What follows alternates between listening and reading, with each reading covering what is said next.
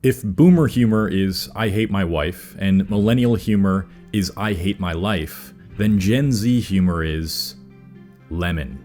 Gen Z has what I consider to be the most obscure way of dealing with issues that are relevant to them. It often makes zero sense, and if you come from a generation before millennials, you will look at some of their humor and be genuinely disturbed by its lack of coherence. Technically, if you look up the age range of Generation Z, I fall right on its beginning year, being born in 1997, and I think that puts me in a pretty unique position. I was old enough to have experienced the pre-smartphone millennial era of humor and their overall attitude towards modern issues, while also being young enough to understand and connect with the memes of Gen Z. So let me do my best to explain to you how our ways of meaning have evolved, how memes affect our cultural attitudes towards large problems, and what this means for newer generations moving forward.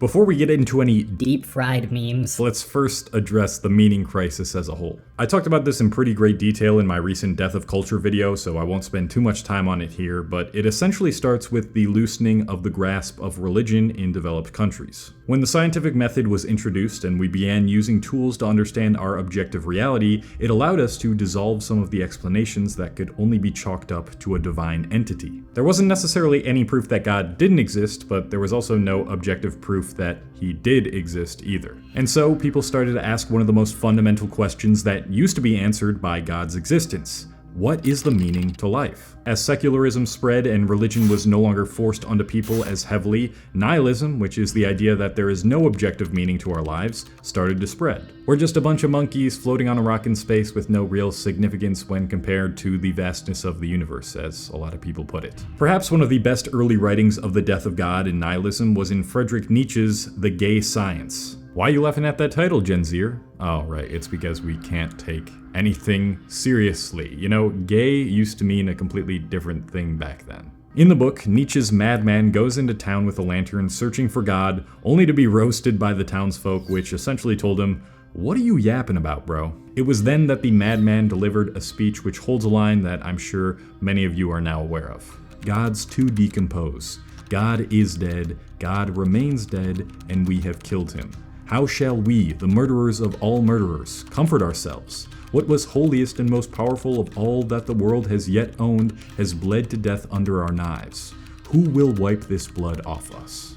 While many started to put their faith in science as a means to create a utopian world void of inequality, eventually those hopes and dreams fell short and postmodern culture started to creep up on us. The part of postmodern culture that's most relevant to this video can best be described as hopelessness in the form of irony and self-deprecation. And when the internet first gained traction, this became the driving force behind the humor of millennials. But you know what one of the biggest drivers for hopelessness in the modern world is? Having to pay for more and more subscription services every year just so I can use all the apps that keep me addicted to a portable screen. You know where I got the source to that claim?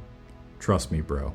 Luckily, there are now softwares that exist that allow you to bypass all of those premium versions of the apps for just one monthly price, so you can save your bank statement every month.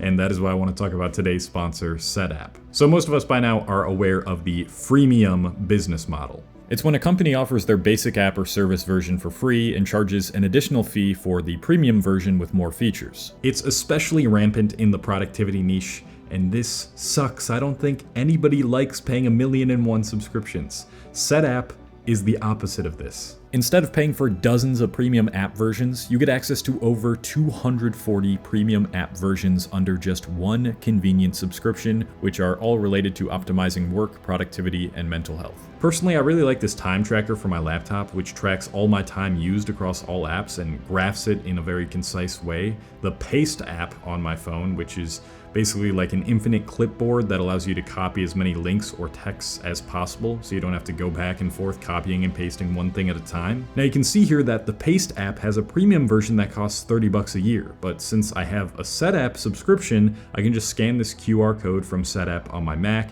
and it activates the premium version completely for free. If I were to pay for all these premium app versions separately, it would probably be like hundreds of dollars a month, but with Setapp, it's only $12.99 for over 240 premium app versions. So if you're interested, you can click the first link in my description, which will give you a 7-day free trial to see if it is worth having in your life. Now, we have to look at the humor of millennials first in order to properly understand how humor has evolved to this. Electrical outlet. You see, millennials, like Gen Z, grew up during a time where catastrophes were constantly being distributed to our now globalized digital world. The war in Iraq, 9/11, the 2008 Great Recession, all of these events left quite a sting in millennials' mouths. They had neither God to believe in, nor the hope from modern culture that promised progress and equality. All they had was the early internet and a growing disparity between the upper and lower classes. And the way that they coped with a lot of their misfortunes was similar to Gen Z, through memes. I think the best way to explain the differences between millennial and Gen Z meme humor is by using food as a metaphor. You can think of millennial humor as a hot dog-shaped gummy. It's not trying to take itself seriously, but it's not hard to comprehend that it is in fact a gummy and not a hot dog. It is simply ironic. If you were in high school or college from like the 2010 to 2015 time period, you might remember how simple and to the point nihilistic memes were back then.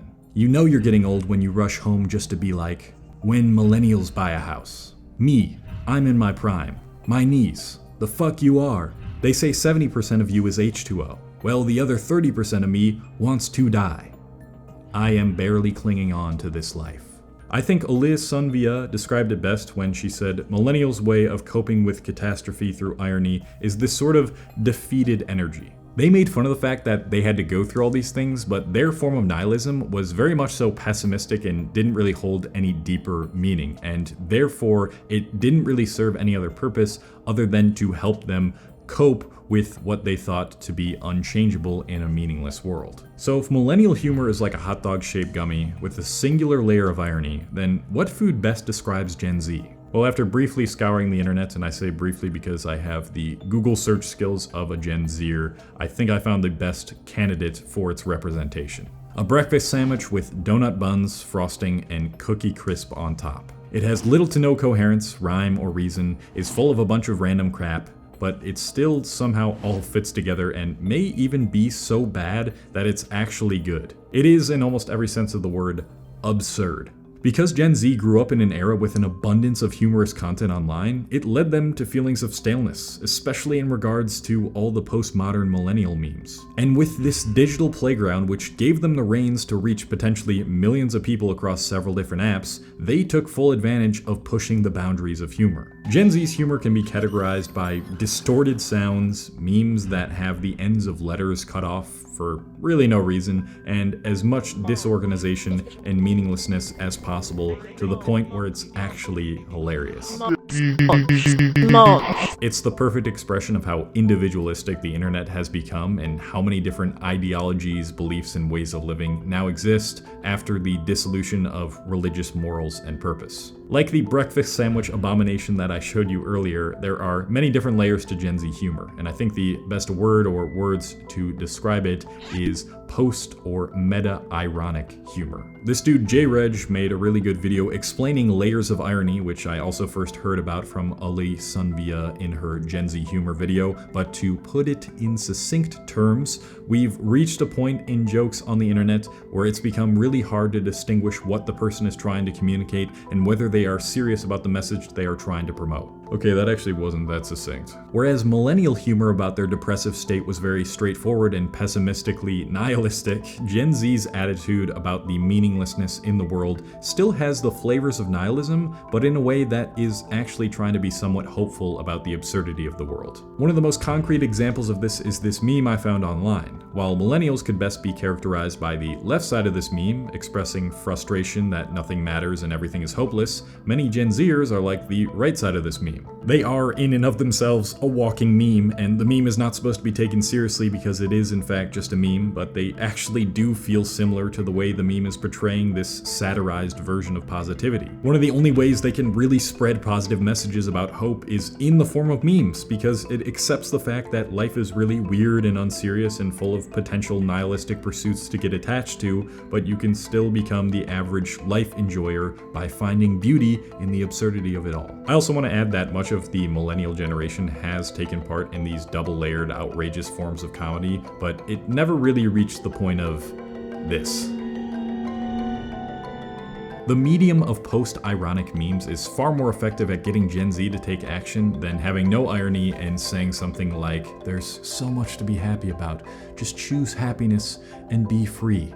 Like, no, you can't say that. Even if you are serious about something and serious about that, you have to say it in an unserious way. This, I believe, is the perfect portrayal of the philosophy that is conveniently called absurdism, which started to form when nihilism first became prevalent. One of the most famous writers on absurdism, Albert Camus, wrote his philosophical argument for rebelling against meaninglessness in his most popular book, The Myth of Sisyphus. In the book, he explains that those who try to create their own meaning in the universe, which is clearly irrational, are trying to escape reality by believing in what isn't real. Instead, what he proposes is that the only way to deal with an unfree world is to become so absolutely free that your very existence is an act of rebellion. You must hold back your temptation to find meaning and instead rebel against your hunger for it. And he uses the mythological story of Sisyphus to describe this, hence the title of the book, The Myth of Sisyphus. In Greek mythology, Sisyphus was the founder of the Greek city of Corinth. He was known to be the craftiest of all humans and craftier than Zeus himself. When Sisyphus was sent to the underworld, he managed to find a way to escape, and depending on where you read this story, how he did this differs. He escapes and returns to the earth and enjoys the pleasures of the world as much as he can before he eventually gets sent back to the underworld. And when he does,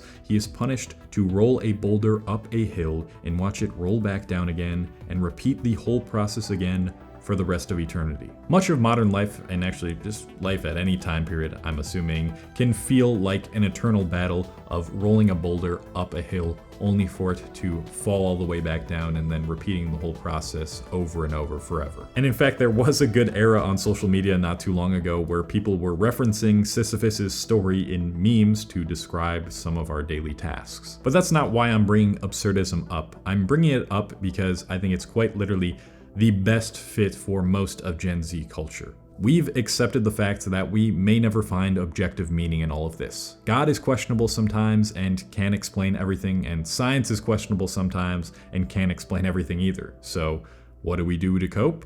Double chunk chocolate cookie! Double chunk chocolate cookie! Double chunk chocolate cookie! This is our form of rebellion. The memes may serve absolutely zero purpose, or they might be ironically promoting positive changes. Either way, it's how we've chosen to express our absurdity. I believe hope is on the horizon. Wait, how do I do this in a post-ironic way?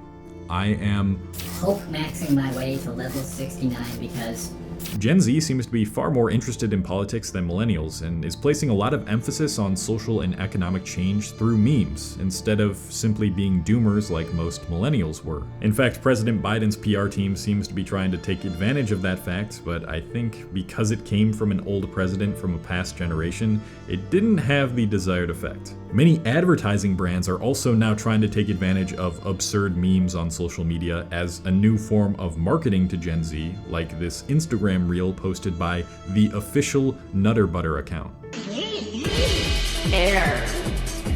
Sometimes it actually is effective when big corporations do this, but really only us young people can be insane without it being seen as cringe. And if we continue this trend, I think it's the best way to handle with a world that is becoming increasingly more absurd. So with all that said, let's keep rebelling against our meaninglessness through memes and try to find some fun in it all. Appreciate y'all for watching till the end. If you like this video, you'll probably like my Death of Culture video. It pairs really well with this video, and you need to binge watch my videos because that makes me money, and that'd be really sweet, and it's pretty good for your attention span to watch like 15-20 minute videos, and that's how I am justifying promoting more videos to you. Goodbye.